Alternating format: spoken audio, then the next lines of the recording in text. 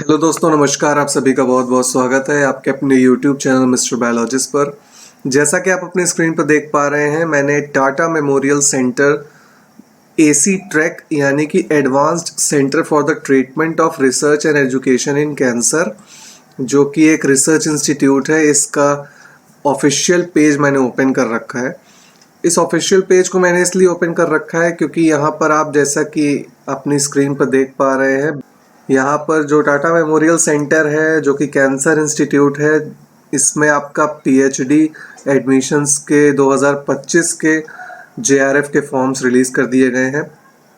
तो अगर आप एज अ जेआरएफ पीएचडी में एनरोल करना चाहते हैं एक कैंसर इंस्टीट्यूट में और कैंसर के फील्ड में अगर आपको रिसर्च करने का इंटरेस्ट है, तो आपको डेफिनेटली टाटा मेमोरियल सेंटर को चेकआउट करना चाहिए और इसके जो एप्लीकेशंस फॉर्म है उसको फिल करके वहाँ पर आपको अप्लाई कर देना चाहिए, ताकि अगर आप मे बी सिलेक्ट हो जाते हैं तो आगे जा कर के आप वेरियस फील्ड ऑफ कैंसर्स में आप रिसर्च परस्यू कर सकते हैं। तो पीएचडी जेआरएफ का जो 2025 का एडवर्टाइजमेंट है वो मैं ओपन कर लिया हूँ और इस नोटिफिकेशन में बेसिकली आपको यहाँ पर सारी डिटेल्स दी हुई हैं कि किस तरीके से आप अप्लाई कर सकते हैं और क्या क्या मिनिमम एलिजिबिलिटी क्राइटेरिया वगैरह है। वो सभी चीज़ें हम आगे इस वीडियो में डिस्कस करेंगे कि आपकी जो एलिजिबिलिटी क्राइटेरिया क्या है, फीस कितनी होगी, एग्ज़ाम कैसे होगा और सिलेक्शन प्रोसीजर पूरा किस तरीके से है।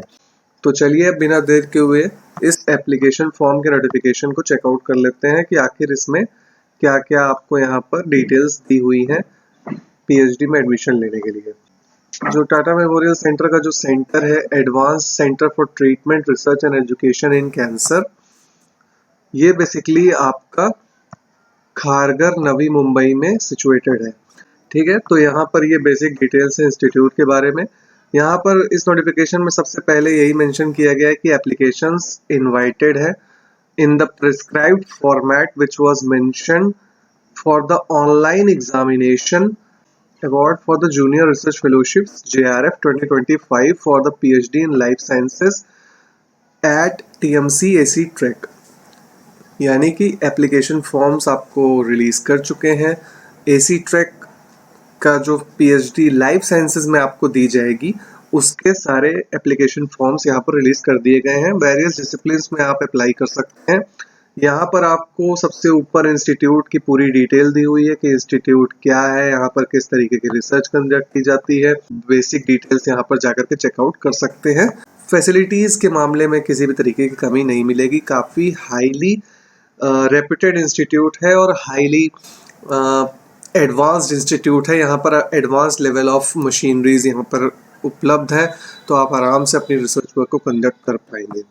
अब इस पीएचडी प्रोग्राम में आपको एडमिशन लेने के लिए जो मिनिमम क्वालिफिकेशन है उसको एक बार हम लोग देख लेते हैं कि आपको क्या क्या मिनिमम क्वालिफिकेशंस वगैरह चाहिए होंगे।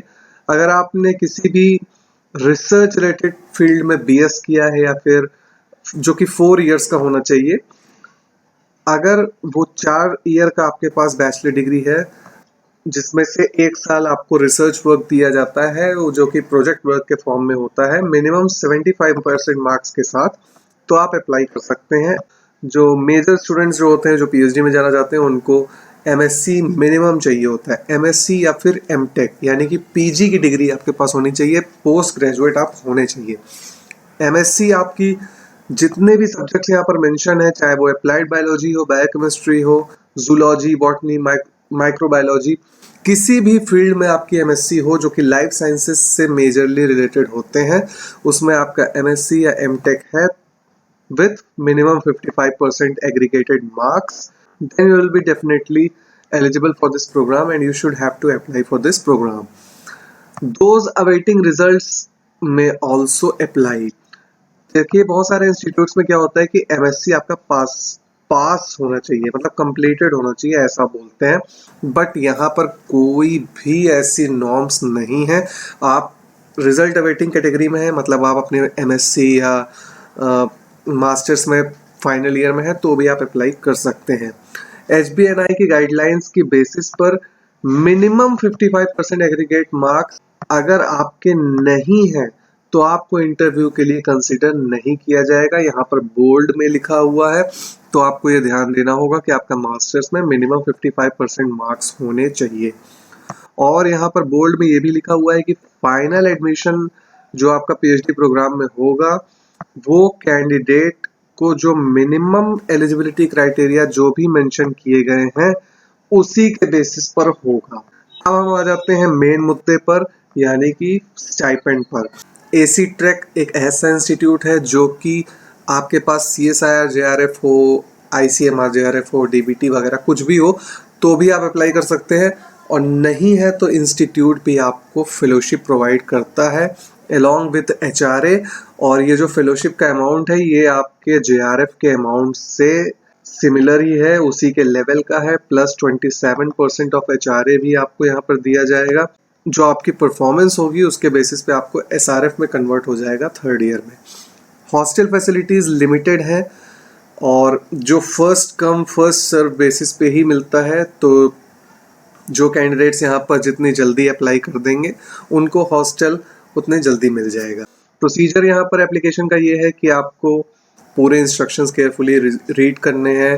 फिर उसके बाद यहाँ पर जो लिंक मेंशन है actrack.gov.in, इसकी ऑफिशियल वेबसाइट है, इस वेबसाइट पे जाना है। यहाँ पर आपको पूरा फॉर्म डिटेल में भरना है, जो आपकी कैटेगरी है उसके अकॉर्डिंग आपको रिलैक्सेशन भी दे दिया जाएगा अगर आप SC ST OBC से बिलोंग करते हैं। और एप्लीकेशन फॉर्म की जो डेडलाइन है वो 30 नवंबर है, तो मेक श्योर कि आप इससे पहले ही अप्लाई कर दें, इस डेडलाइन का वेट मत करें। ओके, सो उसके बाद आपका ऑनलाइन एग्जामिनेशन कंडक्ट किया जाएगा। मतलब जो सिलेक्टेड कैंडिडेट्स हैं जो कि एलिजिबल होंगे इस प्रोग्राम के लिए, उनको फिर जो उनकी लिस्ट है वो पहले 2nd और 3rd वीक में आ जाएगी दिसंबर के, और फिर जो वो सिलेक्टेड कैंडिडेट्स होंगे उनका एग्ज़ाम जो है वो 5 जनवरी को कंडक्ट किया जाएगा। और टाइमिंग होगी आपकी 9 से 12 के बीच, और 10 एग्जामिनेशन सेंटर ही बनाए गए हैं सिर्फ, तो वो सेंटर भी यहाँ पर आपको मेंशन है, तो जो आपके नियर बाय सेंटर हैं उनमें आप जाकर के एग्जामिनेशन दे सकते हैं। अगर जैसा मैंने आपको पहले ही बताया कि अगर आपके पास किसी भी तरीके का JRF है तो आप डायरेक्टली इंटरव्यू दे सकते हैं, डायरेक्ट इंटरव्यू के लिए एलिजिबल हो जाएंगे और आपको किसी भी तरीके का टेस्ट नहीं देना होगा। लेकिन जो एप्लीकेशन फॉर्म है वो तो आपको भरना ही पड़ेगा, और एप्लीकेशन फॉर्म आप जैसे ही फिल कर देंगे, अगर आपने किसी भी तरीके का JRF है आपके पास, तो आप डायरेक्टली मतलब इंटरव्यू दे सकते हैं, आपको टेस्ट नहीं देना होगा। और इंटरव्यू की डेट्स भी टेंटेटिवली मार्च में रिलीज की जाएगी, तो जो सिलेक्टेड कैंडिडेट्स होंगे उनको मार्च में इंटरव्यू लिया जाएगा। रिजल्ट्स जो हैं वो भी आपको इंटरव्यू के कंडक्शन के बाद फाइनली आपको रिलीज कर दिया जाएगा इन द फ्यूचर। तो यही कुछ बेसिक डिटेल्स थी इस एडमिशन प्रोग्राम के रिलेटेड में, which is for the PhD program in the TMC, the Tata Memorial Centre AC track, जो कि एक कैंसर रिसर्च इंस्टीट्यूट है, बहुत ही रिनोन्ड इंस्टीट्यूट है। So please do like and share this video with your friends, और channel पर नए हैं तो चैनल को सब्सक्राइब भी ज़रूर कर लीजिए और बेल आइकन को प्रेस ज़रूर कर लीजिएगा ताकि कोई भी वीडियो अपडेट आपसे मिस ना हो। तो चलिए इसी के साथ अब इस वीडियो को एंड करता हूँ। Thank you so much.